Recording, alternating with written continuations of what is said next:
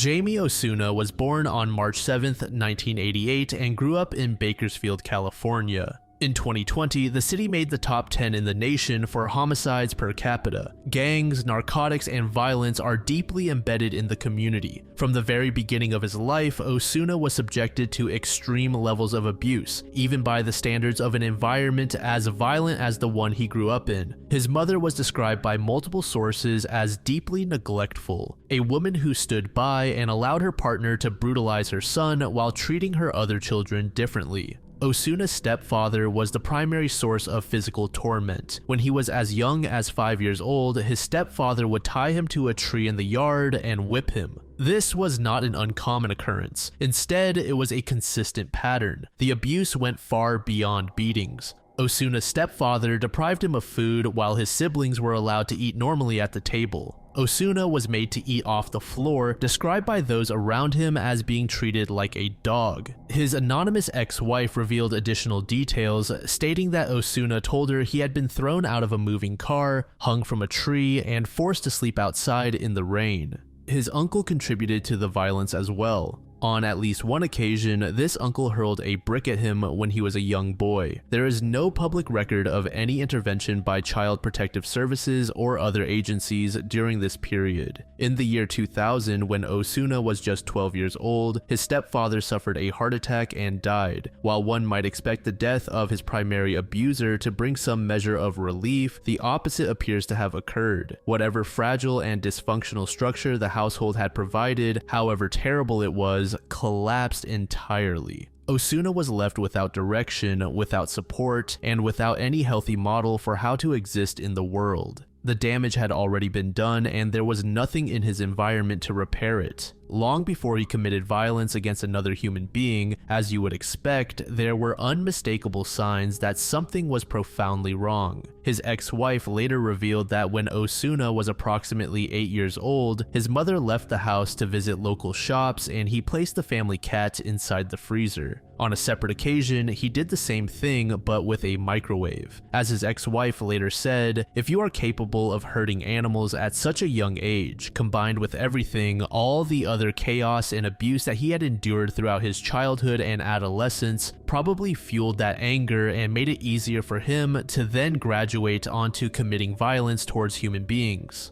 With his stepfather dead and his mother providing no meaningful guidance or support, Osuna turned to the streets. He began using illegal substances as a coping mechanism. They were a way to numb himself, to escape the psychological wreckage of his childhood, but it also amplified the aggression and paranoia that were already taking root inside him. He also developed addictions to these substances during his teenage years, layering one destructive dependency on top of another. Gang involvement came hand in hand with substance use. Osuna joined local gangs at an early age, immersing himself in a culture that rewarded violent behavior. In a city where gang activity was already endemic, Osuna found an environment that validated and reinforced his worst impulses. The gangs provided a sense of belonging and identity that his family never had. At the age of 15, he was arrested for the first time on charges of assault with a dangerous weapon. He was placed into the California Youth Authority, the state's juvenile detention and rehabilitation system. Rather than serving as a turning point, however, his time in the system only deepened his resolve in criminal culture. He spent the majority of his adolescence and early adult life cycling in and out of different institutions and prisons. His criminal record grew rapidly. Over the years that followed, he accumulated charges spanning a wide range of offenses. At one point, even attempted murder. Each arrest and each period of incarceration failed to rehabilitate him. If anything, the repeated exposure to the prison system hardened him further, surrounding him with other violent offenders. By his early 20s, Osuna was well known to Bakersfield law enforcement as a volatile, unpredictable, and dangerous repeat offender. In December 2008, at the age of 20, Osuna attended a party that would introduce him to the woman who would become his wife, and his next victim of sustained abuse. The woman, who has spoken publicly only under the pseudonym Jane Doe to protect her identity, was hosting a small gathering at her home for her son's high school friends. Her nephew, who was close to her in age, brought along a friend she had never met, that being Jaime Osuna. At first glance, nothing about Osuna set off alarm bells. Jane later recalled that he was well groomed and fit in with the other people at the party. She even found him handsome, saying that he was a pleasant looking person. This was also before the extensive face tattoos, the satanic imagery, and his ultimate transformation, but the violence surfaced almost immediately. That same evening, he became jealous when he saw Jane dancing with another young man at the party. Her nephew went outside to speak with Osuna, and whatever was said between them prompted Osuna to come back inside the house, grab a knife from the kitchen butcher block, and chase the young man. He slashed the boy's chest with the blade. The cut wasn't deep, but it was an unmistakable act of aggression with a deadly weapon over something seemingly minor. The police were called, the party ended, and Osuna was arrested and imprisoned for the attack. Despite witnessing this act of violence on the very first night she met him, Jane maintained contact with Osuna while he was incarcerated. They wrote letters back and forth regularly, and when he was released approximately a year later, the two began seeing each other more seriously. When she picked him up upon his release, she noticed that he had gotten facial tattoos while in custody, which unsettled her, though not enough to end the relationship. Osuna presented himself as intelligent and charming during this period. He spoke about wanting to attend school to study psychology, discuss philosophy, and demonstrated a level of intellectual curiosity that Jane found attractive. She recalled feeling that he was quite educated in those areas and that she did not feel afraid of him despite the incident at the party. The relationship deepened when Jane discovered she was pregnant. During her pregnancy, Osuna's behavior was initially positive. She described herself being largely bedridden during the pregnancy, and Osuna stepped into a caretaker role. He'd clean her house, help with her youngest child from a previous relationship, and even cook meals for her. She felt comfortable and taken care of, and the couple decided to get married, but the stability was short-lived. Osuna became intensely possessive and paranoid, convinced that other men were lusting for his wife. He accused her of cheating constantly, and his jealousy escalated from verbal accusations to physical violence. Late in her pregnancy, during an argument that Jane described as not even particularly serious, Osuna pushed her hard enough that she fell, broke a rib, and had to be taken to the emergency room. Fortunately, the baby was unharmed. Osuna was briefly imprisoned again for the assault on his pregnant wife. When he was released, a restraining order was placed on him, which meant he was not present for the birth of their son. This enraged him. Jane recalled that, quote, "Jaime was very angry at me and everyone because he couldn't see the baby be born because he was super into being a dad. For the sake of their newborn, they attempted reconciliation. The restraining order was lifted, and Osuna was enrolled in anger management classes as part of his rehabilitation. For a brief period, they attempted to function as a family of 4, but it did not last. Jane began noticing that Osuna was acting strangely at home, and she eventually discovered that he had started using illegal substances again. The use transformed him almost immediately. She said, as soon as he started using, he became increasingly paranoid and angry. That's when he would choke me until I fell unconscious. The abuse was not limited to physical violence. Jane described the psychological torment as even worse than the physical. She was quoted as saying, "horrible mental abuse, controlling, manipulative, gaslighting." The breaking point came when Osuna turned his violence on Jane's older son, pushing the child off a bed and onto the floor. She made the decision to end the relationship and kicked Osuna out of the house permanently. Osuna reacted explosively. He bombarded her with 30 to 40 text messages a day and 10 to 15 phone calls, threatening to kill her over and over. Jane recalled this period as a time that still brings back painful memories even years later. Then, abruptly, the calls stopped for a few days, and she didn't know why. She felt a temporary sense of relief, unaware that Osuna's attention had shifted to someone else entirely. This person was named Yvette Pena. Yvette was a 36-year-old woman from Bakersfield, California, and a mother of 6 children, whose ages ranged from roughly 5 to the mid-20s. She had grown up in Bakersfield and maintained close friendships stretching back decades. Her childhood friend, named Jolene Clement, later told reporters that the two had known each other since the 6th grade, and that she would always remember Yvette's beautiful smile.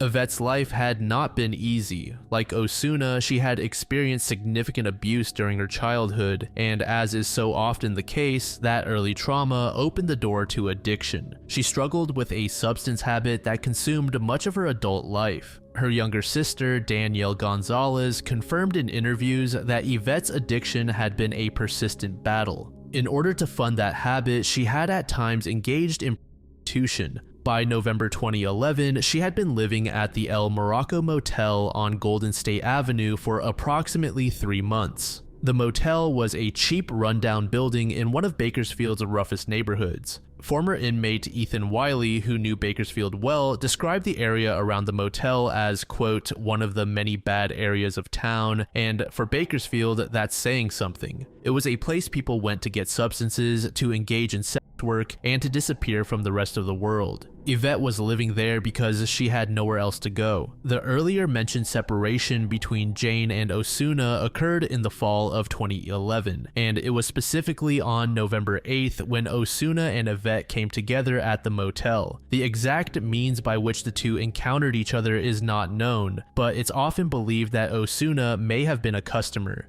Unbeknownst to Yvette, she was in close proximity to a deranged and violent man. That night, Osuna would go on to subject Yvette to prolonged and agonizing torture inside the motel. She suffered massive blunt force trauma to the back of her head. At some point during the assault, Osuna bound her and gagged her, ensuring she could not call for help. He then stabbed her repeatedly in the back with multiple weapons. He also wrapped ligatures around her neck. According to former correctional officer Paul Lopez, who reviewed details of the case, there was also information that Osuna shoved a large metal pole into her mouth and down her throat. Yvette sustained a total of 57 stab wounds. 3 knives remained impaled in her back, along with a large pair of scissors. There was also evidence that she had been stabbed multiple times in her private parts. Additionally, her body had been deliberately posed. She was left positioned where she was bent over, knees on the floor, and arms outstretched in front of her. After killing Yvette, Osuna stayed in the room.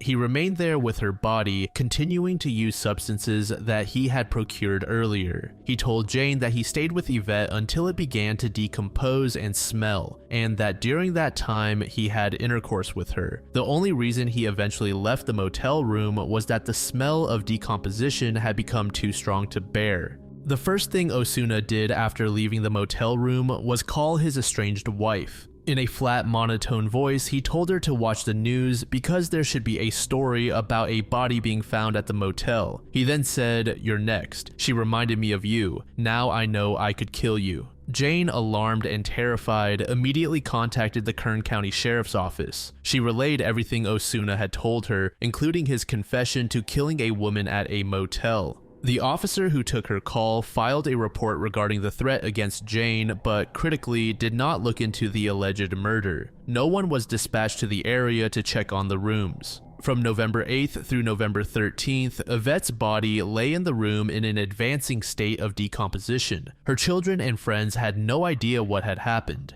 On November 13th, an exterminator conducting routine pest control checks at the motel entered the room and discovered the body. Jane later recalled the moment she learned the body had been found. She said, "I opened the newspaper and they say a woman was found dead at the El Morocco. Anyone with information, please come forward." And I'm like, I just called about that. She immediately contacted the sheriff's department again. This time, they took her seriously. Within 5 minutes, officers arrived at her location, picked her up, and subjected her to an interrogation that lasted approximately 10 to 12 hours. Once the body was discovered and the investigation began, Osuna quickly became the prime suspect. He went on the run, disappearing into his network of relatives, associates, and safe houses. During this period, he continued to call Jane, alternating between threatening to kill her for being a snitch and reminding her that he had murdered Yvette because she resembled her. Osuna also made threats to his relatives, claiming he was armed with explosives and that he would detonate them if anyone attempted to arrest him.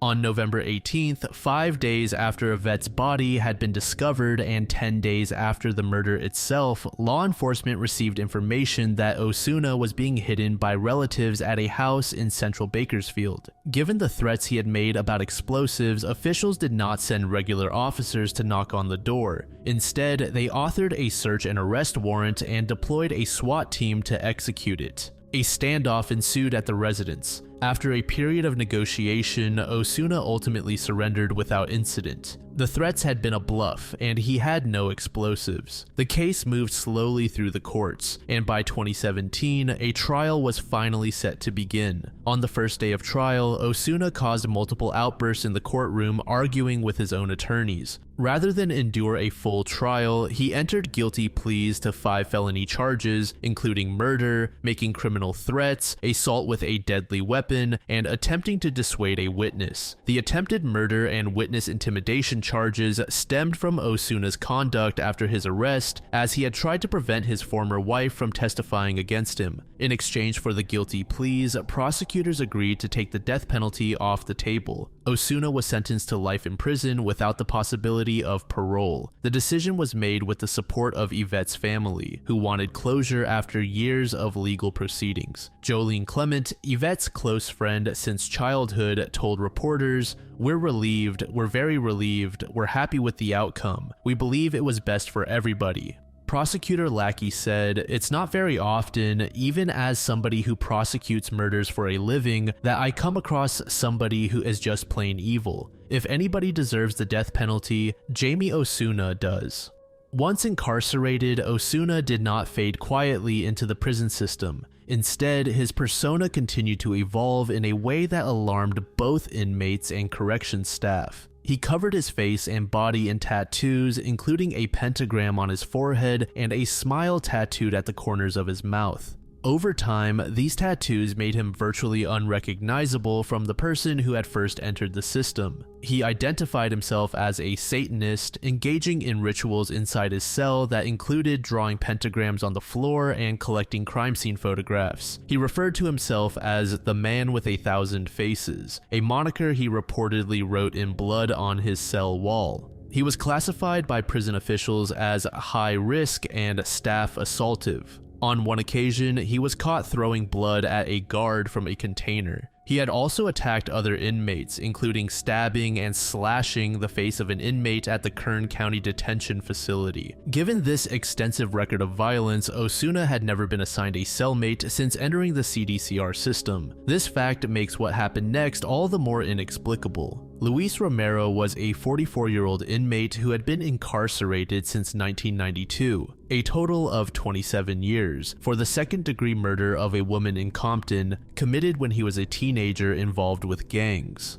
By 2019, Romero was nearing parole eligibility. On March 7, 2019, he was transferred from another facility to Corcoran State Prison, which houses more than 3,000 inmates, approximately 220 miles south of Sacramento. Rather than following standard procedure, which involved assessing potential cellmate compatibility and having both prisoners sign forms agreeing to the arrangement, prison officials simply placed Romero in a cell with Osuna. This decision was made within 24 hours of Romero's arrival. Despite Osuna's own lawyers and medical team warning the CDCR, they followed through with the arrangement. His lawyers said he has a propensity for extreme violence, insatiable desire to kill, and need to be held in a psychiatric ward, not in a prison with other inmates. In the early morning hours of March 9, 2019, just 2 days after Romero's transfer, Osuna carried out one of the most horrific acts of violence ever recorded in a California prison.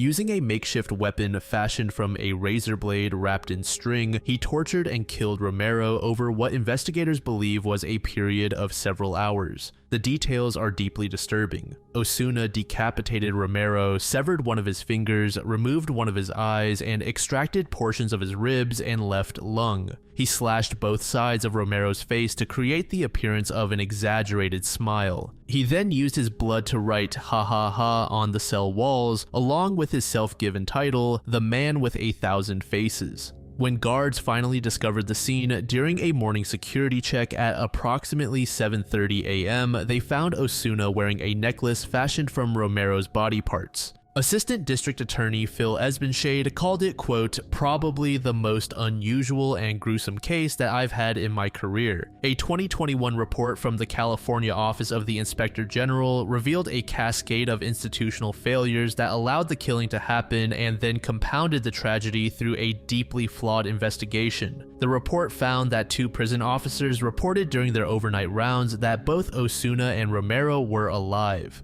However, a white sheet had been draped across the cell bars, completely blocking any view inside. The officers never removed or looked past it. They simply logged both men as alive and moved on. One of the 2 officers was later found to have lied during an internal affairs interview conducted after the killing. The special agent in charge of the internal investigation failed to interview key witnesses or determine whether proper housing protocols had been followed when Romero was placed in Osuna's cell. 2 additional officers observed the first 2 officers failing to properly conduct their security counts, but did not report the lapses. The Inspector General's office described the handling of the case as poor, noting that the lead investigator continually resisted the recommendations of the department attorney regarding conducting interviews and obtaining evidence. The consequences for the officers involved were remarkably lenient. One officer was initially fired and another had his salary reduced, but both had their punishments reduced on appeal.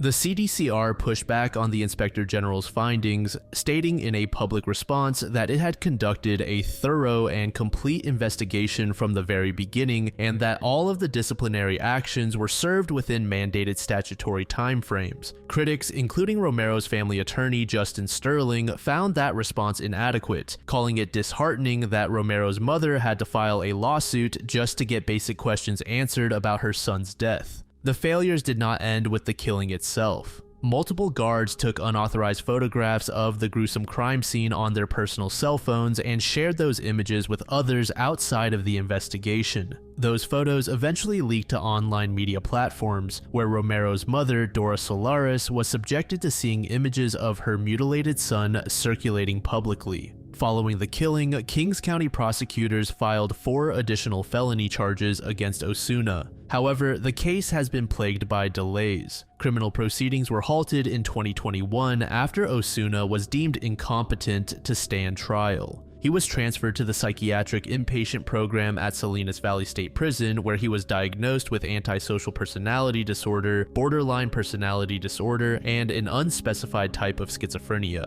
After a period of treatment, clinicians concluded that Osuna had regained competency and proceedings were set to resume, but Osuna then fired his court-appointed attorneys, causing further delays. A new defense attorney, Miles A. Harris, was eventually appointed in late 2022. As of May 2025, more than 6 years after Romero's murder, there was still no preliminary hearing or trial date set in the case. Prosecutors have not yet publicly clarified whether they intend to pursue the death penalty. In a separate legal development, Osuna was resentenced in his original murder case in December 2023, though the specifics of that resentencing have not been widely detailed.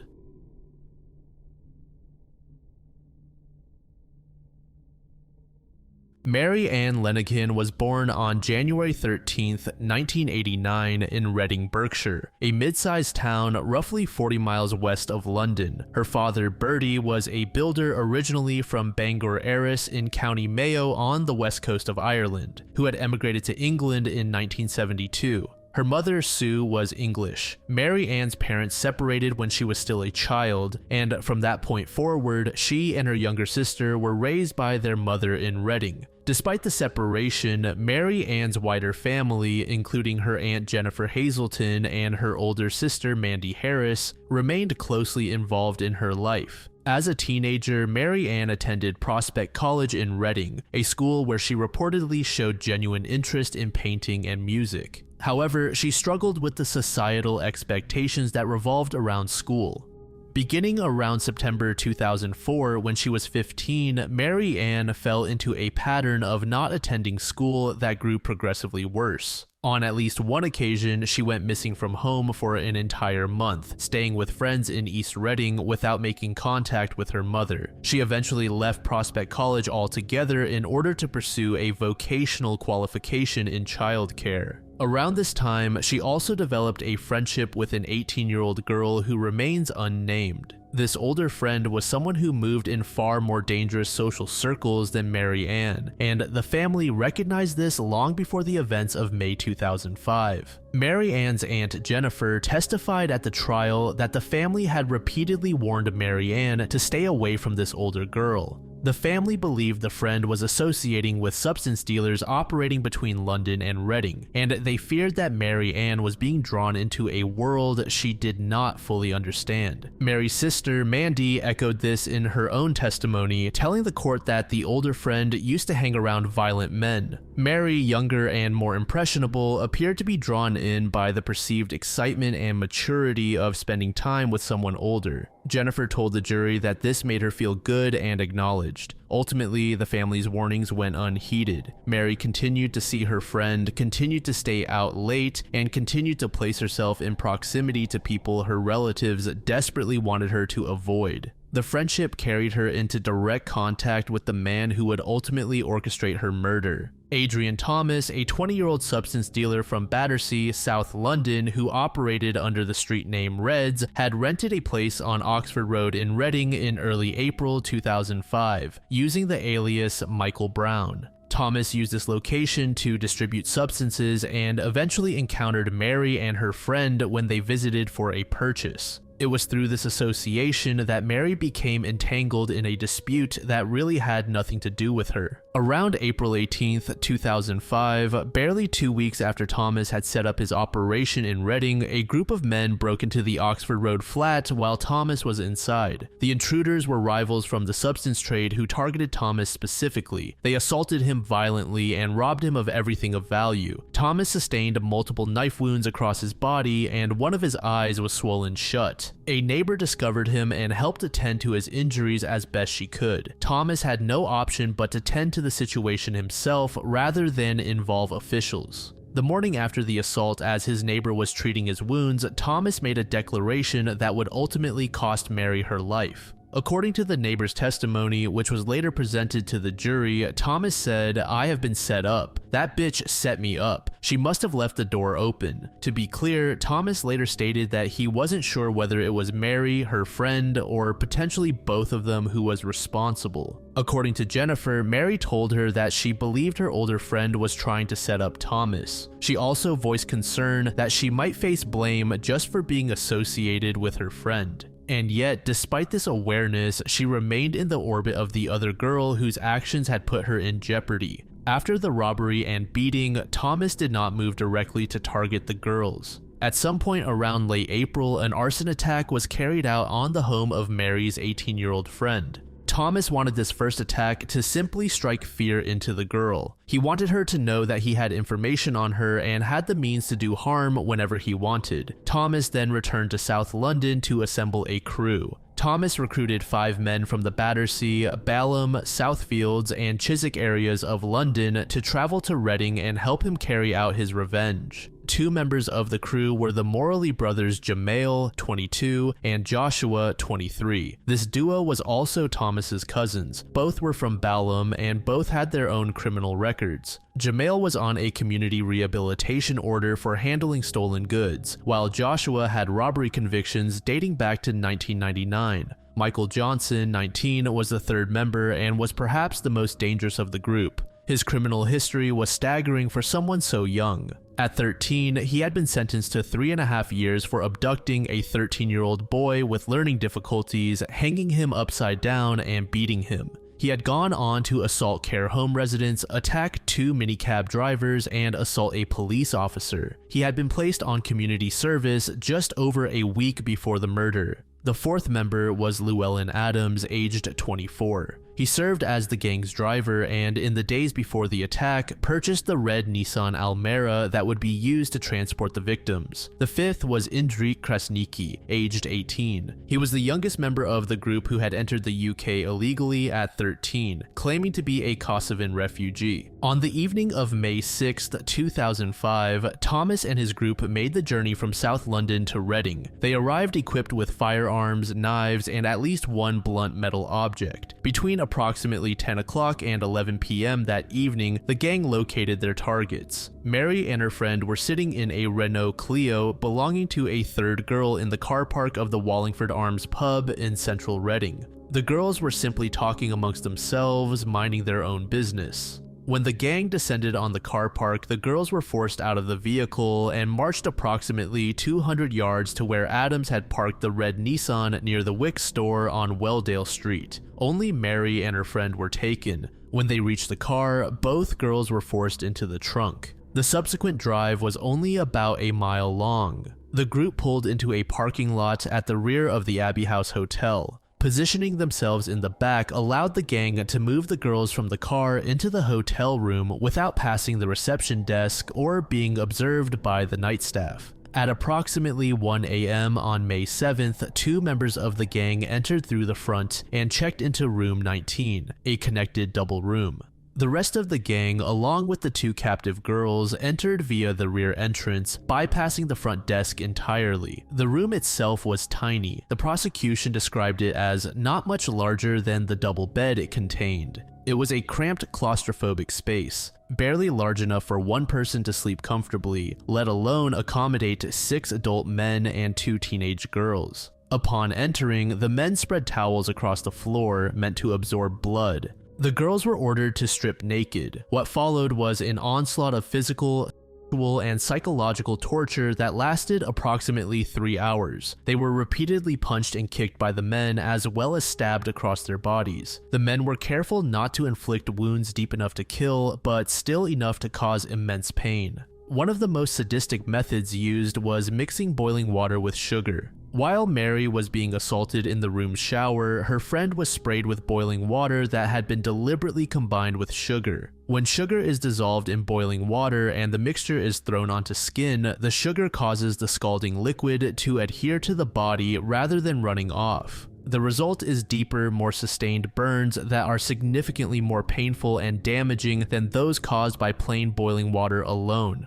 Throughout the entire ordeal, the men laughed as they carried out their actions, telling the victims that once they were done, they were going to die. The trial would later establish that Thomas, Michael Johnson, Jaime, and Joshua Morley were all convicted of rape, while Adams and Krasniqi were cleared of charges. In addition to the violence, the girls were forcibly drugged. The forced use of hard drugs disoriented the victims, reduced their capacity to resist or flee, and added another layer of degradation to an already horrid situation. At some point between approximately 3 o'clock and 5 a.m. on May 7th, the gang loaded the girls back into the trunk of the Nissan. They drove through the dark streets of Reading and eventually arrived at Prospect Park, located approximately half a mile west of the Abbey House Hotel. The girls were removed from the car and brought into the park and forced to kneel on the grass. Pillowcases were pulled over their heads, blindfolding them. Mary was told that her death would be slow. Thomas attempted to stab her, but he apparently faltered. When he failed to complete the act, Michael Johnson stepped forward and took over. Johnson had previously confessed this to a social worker during a meeting on May 9th, just 2 days after the murder.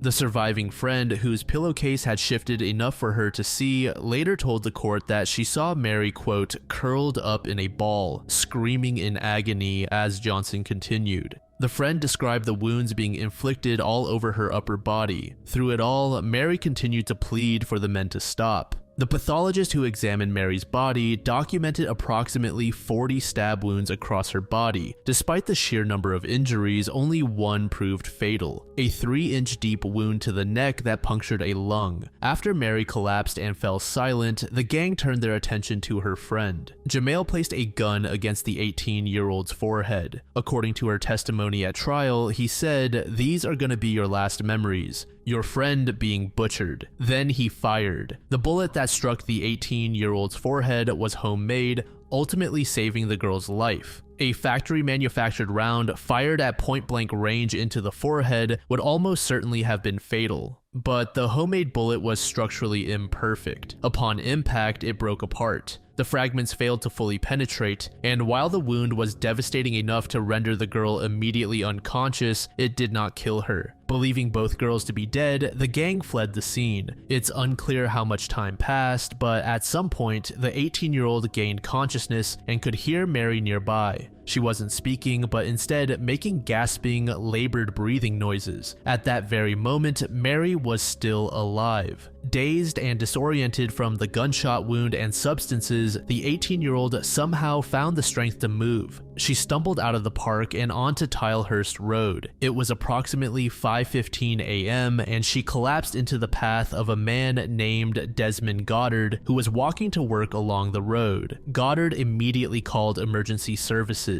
Police arrived at the park about 15 minutes later. They found Mary's body on the grass and stated that she had likely died shortly after Goddard made the call. The surviving friend was rushed to the hospital in critical condition. Despite the severity of her injuries, she survived. After a few hours of recovery, she was able to identify 5 of the 6 men who had attacked her. On May 9th, 2 days after the murder, Detective Superintendent Warwick held a press conference detailing the crime. He described how the girls were forced into a 4-door vehicle, which may have contained up to 6 men in their late teens or early 20s. With the identifications provided by the surviving friend, arrests began almost immediately and continued over the following days in a sequence that stretched across multiple police forces and regions of England. The first arrest came without any police effort at all. Jaime surrendered himself to the police in South London shortly after the murder. He has never explicitly stated why he decided to turn himself in. Police then arrested 4 men, all of whom were released on bail while investigations continued. A 5th suspect was arrested around noon on May 10th in London. This brought the total to 5 suspects in custody or on bail within 3 days of the killing.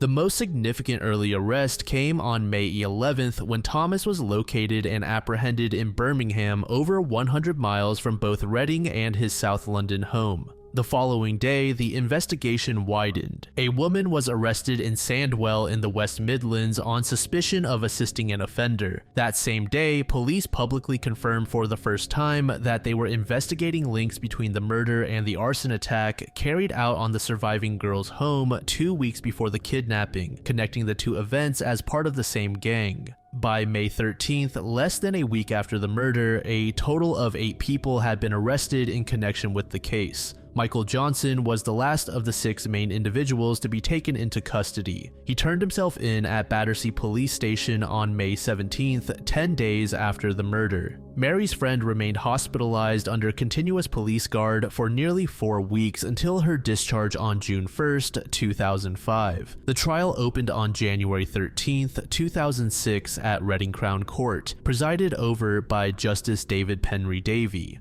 All 6 men were charged with murder, attempted murder, kidnap, rape, and assault. On March 17th of the same year, the jury delivered its verdicts. Everyone in the group was found guilty of all of the charges except for Michael Johnson, who was convicted on all except for rape. On April 28th, 2006, Justice Davey handed down quadruple life sentences to all 6 men.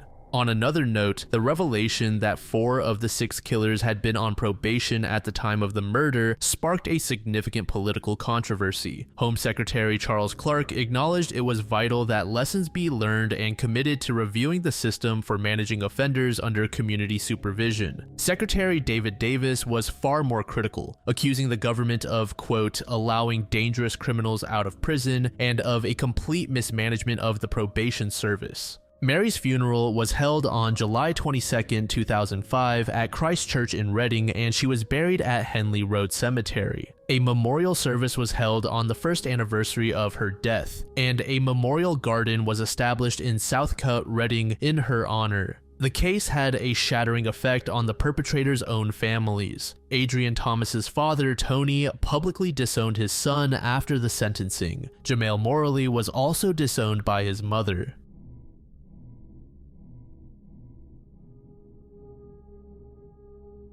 Paradise, Texas is a small rural community in Wise County, about 60 miles northwest of Fort Worth. 7-year-old Athena Strand lived here with her father, Jacob, in the fall of 2022. Athena was by every account full of life. Her mother, Maitland Gandy, described her as, quote, innocent, beautiful, kind, intelligent, and just the brightest, happiest soul you could ever meet. Her favorite color was pink. She dreamed of growing up to be a Viking princess with tattoos just like her father's, and she adored her 2 younger sisters. She was the kind of child who left an impression on everyone she met, free-spirited, curious, and unafraid of the world around her. Gandy lived approximately 2 hours away from the Paradise home. Athena split time between her parents, and in late November 2022, she was staying with her father and stepmother. With Christmas just weeks away, Gandy had ordered a special gift for her daughter online, a set of You Can Be Anything Barbie dolls. The package was on its way to the Strand family's address via FedEx. Neither Gandy nor anyone in Athena's family could have known that this ordinary holiday purchase would place their daughter in the path of a predator.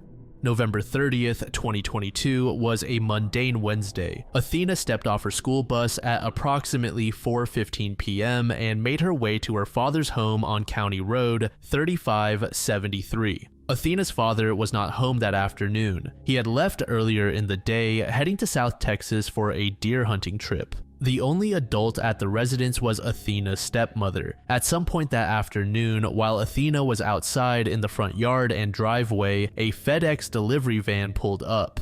The driver was a 31-year-old contract worker named Tanner Lynn Horner, though at this point in the story, no one in the Strand family knew his name or had any reason to take note of him. He was just another one of many unsuspecting delivery drivers who pull up to homes across America every day to drop off packages. The package he carried contained the dolls that Athena's mother had ordered. The driver made his delivery and went on his way. Or at least that's what should have happened. According to investigators, at some point after Athena returned from school and before the evening hours, there was an argument between Athena and her stepmother. The exact nature and specifics of the disagreement were not publicly detailed, but the stepmother told investigators that after the argument, she later went to check on Athena and found that the girl was not in her room. The stepmother did not immediately call police. Instead, she went looking for Athena herself. This was not inherently unusual. The location where they lived had a lot of open area between homes, and both adults and children often ventured out into said areas to spend time.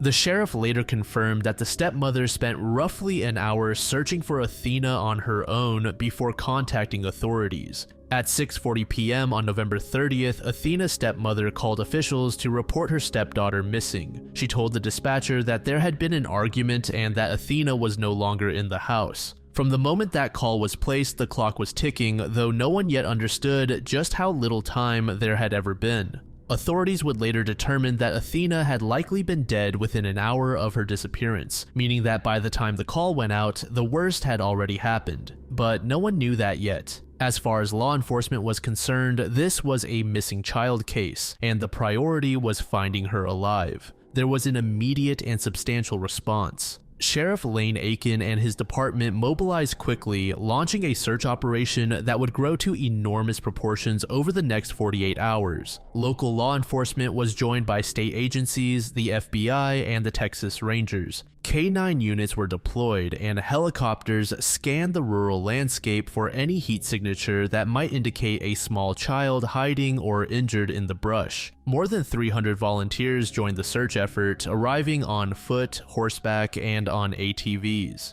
They fanned out across the property, the surrounding fields, the wooded areas, and the back roads. Volunteers checked abandoned barns and sheds in the area. Chastity Allerkamp, another volunteer, told reporters that searchers had gone through structures on and around the property and combed the woods behind the father's land, while K-9 units worked elsewhere. One of the major concerns weighing on everyone's mind was the weather. Temperatures in the area had dropped into the 50s, and with nightfall approaching, the prospect of a 7-year-old child spending a night outdoors in those conditions added a layer of urgency to what was already a desperate situation. Athena was last seen wearing a gray long-sleeve shirt with white flowers, blue jeans with white flowers on the pockets, and brown boots. Owens, the neighbor, pushed back against the initial theory that Athena might have wandered off on her own. She told reporters that Athena was not the kind of child who would leave the property by herself. She said the only time she left was to go to her grandmother's house next door, and that's family. She's not okay with being in the dark. She doesn't like the cold.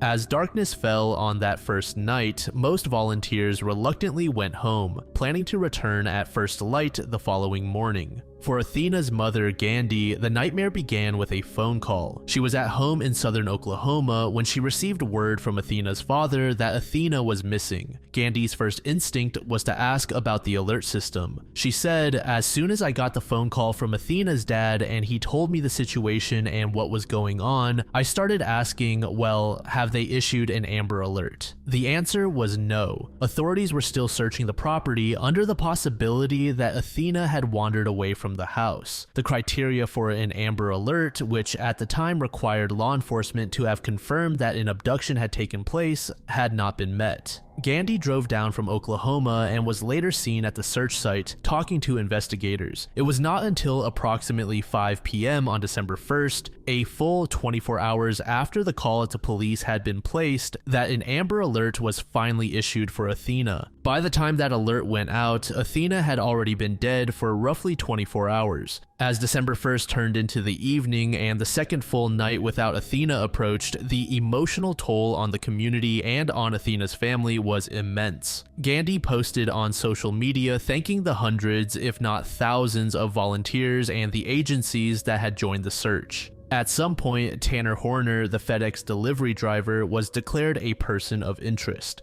Almost immediately during an interrogation on December 2nd, Horner crumbled. He told detectives that after making the delivery at the Strand family home, he was backing up his truck when he accidentally hit Athena. He said the impact did not appear to seriously injure her. She was conscious, alert, and able to speak after being hit. Rather than calling emergency services, helping the child, or contacting Athena's stepmother inside the home, Horner panicked and placed Athena inside the back of his vehicle. At that moment, the situation crossed an irreversible line. The vehicle was equipped with a third-party video surveillance system that was not directly tied to FedEx. After Horner's arrest and confession, investigators contacted the company of the system, which was then able to provide video from the truck that had been assigned to the delivery. Horner told investigators that Athena was going to tell her father about being hit by the truck. Horner said he was afraid of the consequences and potentially having to face jail time, so his mind presented him with what he believed to be the only option. He needed to kill the girl. Horner told investigators that he first attempted to break Athena's neck, but it didn't work, so he strangled her with his bare hands. Authorities believe the child was dead within approximately 1 hour of her abduction from the driveway. Given that the delivery occurred at roughly 5:45 p.m. and the stepmother called police at 6:40 to report Athena missing, the timeline is excruciatingly tight. It is likely that by the time anyone in the Strand household realized Athena was gone, she was already dead. After killing Athena, Horner drove away from the area. According to the affidavit, he left the remains in Boyd, Texas, along the Trinity River. Boyd is a small community located approximately 6 to 9 miles from Athena's home in Paradise. It was a remote wooded area. When investigators recovered her remains on the evening of December 2nd, she was found in the water. The area was later marked with pink balloons by community members who came to mourn at the site. After murdering the child and disposing of the body, Horner went back to work. He returned to his delivery route and continued making deliveries as if nothing had happened. For the next 2 days, while Athena's family was frantic, Horner went about his life. That was until investigators connected the disappearance with the timing of the delivery, ultimately exposing Horner as the culprit. Now, on an interesting and disturbing side note, Horner's stated motive of killing Athena out of fear that she would tell her dad never satisfied the majority of those following the case. The escalation from a minor accident to the attempted neck breaking and manual strangulation of a child does not track with the behavior of someone who merely panicked. A person afraid of losing their job does not, as a rule, commit first-degree murder to avoid a conversation. Several weeks after his arrest, it was revealed that Horner faced 3 separate assault charges from 2013, involving minors under the age of 17. Horner's history of targeting children brought into question whether he had fabricated his story of an accident. This is when many began to speculate that he saw Athena alone in the driveway as an opportunity. On December 8, 2022, Athena's mother held a press conference. She called Horner a sick, cruel monster who took her daughter for absolutely no reason. She spoke about the cruel irony that the package Horner delivered, the very reason he was at their door, was a Christmas gift she had lovingly ordered for Athena. She publicly demanded stricter background checks and vetting for delivery drivers, questioning how a man like Horner was given a uniform and a van that granted him access to people's homes. In a later Facebook post, she wrote, "I cannot describe the pain and absolute anger I feel. I don't want her to be the girl known as the one murdered and discarded by a monster. I want everyone to know, every single person in this world, that this is my baby and my baby was taken from me." On February 16, 2023, a Wise County grand jury formally indicted Tanner Horner on 2 charges: aggravated kidnapping and capital murder of a person under the age of 10. District Attorney James Stanton announced that his office would seek the death penalty. In March 2023, Horner entered a plea of not guilty to both charges. His combined bond across the murder, kidnapping, and assault charges reached approximately $1.5 million. The case was initially filed in Wise County, but Horner's defense attorneys argued that the intense media coverage in the small community made a fair trial there impossible. The court agreed, and the case was transferred to Tarrant County in Fort Worth. In March 2025, Judge George Gallagher set the trial date for April 7th, 2026, with jury selection to begin on April 1st. The defense had pushed for a later start in October 2026, but the judge denied that request. Horner's defense attorneys have mounted an aggressive pre-trial campaign. In January 2026, they filed at least 30 motions, the most notable of which argued that the death penalty should be removed from consideration because Horner has been diagnosed with autism. The defense contended that Horner's autism reduces his moral blameworthiness, negates the retributive and deterrent purposes of capital punishment, and creates a risk of an erroneous death sentence. Their argument rested on the premise that autism produces many of the same cognitive and social impairments as intellectual disabilities, and that since the Eighth Amendment broadly protects intellectually disabled individuals from execution, the same constitutional shield should extend to Horner. They also raised the concern that Horner's autism could cause jurors to misread his demeanor as cold, remorseless, or emotionally detached. The criminal case was not the only legal battle to emerge from Athena's death. Both of her parents filed wrongful death lawsuits against Horner, FedEx, and Big Topspin Inc., the subcontracting company that employed Horner as a driver. Jacob Strand filed his lawsuit in December 2022, seeking over $1 million in damages. Maitland Gandy filed a separate wrongful death suit on February 17, 2023. Her 18-page complaint sought fair and reasonable compensation for the acts and omissions that led to Athena's murder. In a public statement, FedEx said the following: "Words cannot describe our shock and sorrow at the reports surrounding this tragic event. First and foremost, our thoughts are with the family during this most difficult time, and we continue to cooperate fully with the investigating authorities." Athena's death also ushered in the introduction of the Athena Alert. Under law, an Amber Alert can only trigger before 24 hours if there is confirmation of an abduction. In Athena's case, by the time the Amber Alert went out, it was far too late. The Athena Alert changes that. Under the new system, local law enforcement can request a regional alert through the state's existing infrastructure the moment a child is reported missing. No confirmed abduction required. The alert is sent to residents within a 100-mile radius of the child's last known location and to all adjacent counties. In January 2023, the toy company Mattel donated 2,000 Barbies and other toys to Cook Children's Medical Center in Fort Worth in Athena's memory. As of February 2026, the case against Tanner Horner is approaching its most critical chapter. The trial is set to begin on April 7th of this year, with jury selection starting 6 days earlier. Horner faces capital murder and aggravated kidnapping charges for Athena's death, as well as 3 separate assault of a child charges from 2013 and has pleaded not guilty to all of them. The prosecution is seeking the death penalty. The defense is fighting to keep capital punishment off the table on constitutional grounds related to Horner's autism, while simultaneously challenging the admissibility of key evidence and the conduct of the prosecution.